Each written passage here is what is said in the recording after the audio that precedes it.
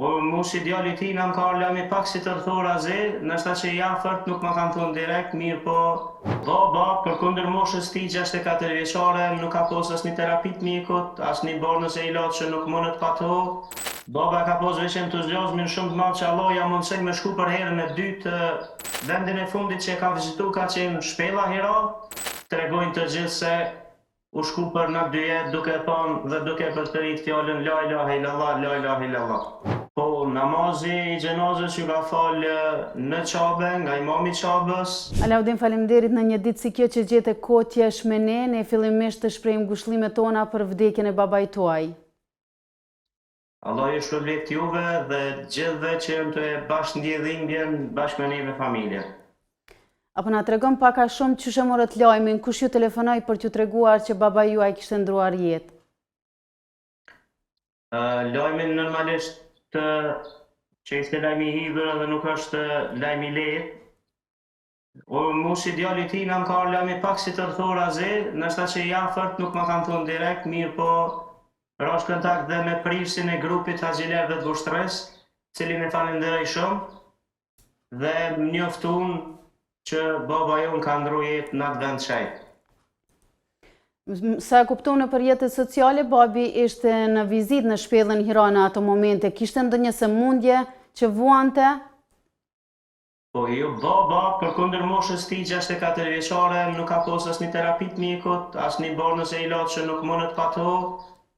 U konë, qysh me thunë, shnërsim holla, mirë po, baba ka posë veç entuziazmin shumë të madh që Allah ja mundësej me shku për herën e dytë me vizitu Qabën e Shenjtë.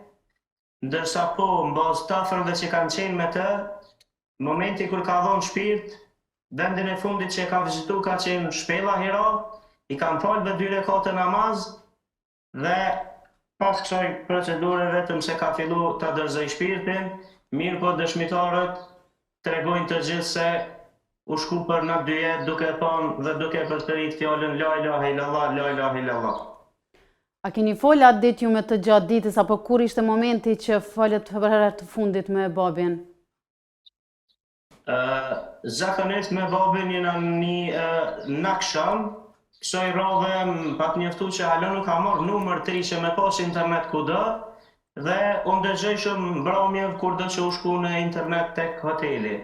Mirë pa dhe na si familje kena pas parasysh dhe jena mundu gjatë kohës sa është atje, sa ma pak me pengu dhe me shqetsu, mënyrë që me lonë mi përjetu këtë momentet që është mas mire dhe me qenë sa ma i lirë dhe ma i përkushtushëm për atë vend.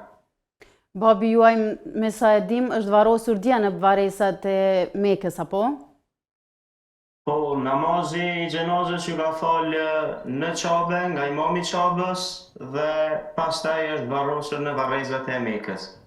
A la ndonjë porosi ndoshta babi para se të nisej përveç porosive të përgjithshme si prindi për fëmijët e tij? Porositë e tij jo vetëm haç, por kudo që ka shku, porositë e tij i morri më për zemër sepse gjithmonë na ka porositë për gjëra të mira dhe na ka udhëzuar për hajër. Nuk ka pas ndonjë porositë veçantë që sikur ta dente mirë po ne si besimtar të fesë islame e dim që kushdo që niset për haxh duhet mu përshëndet me familjar dhe me gjithë sikur për herë të fundit. Ne Alaudin nuk po të mbaj ma shumë sepse besoj që këto ditë dhe jeni duke pritur vizita nga njerëz të shumë për ngushëllime, edhe ju i keni besoj ndjenjat e përzjera, njërën anë vdekja e prindit, kurse në anën tjetër, si që dim edhe ne, lumaj që vdes në një vend të shenjtë.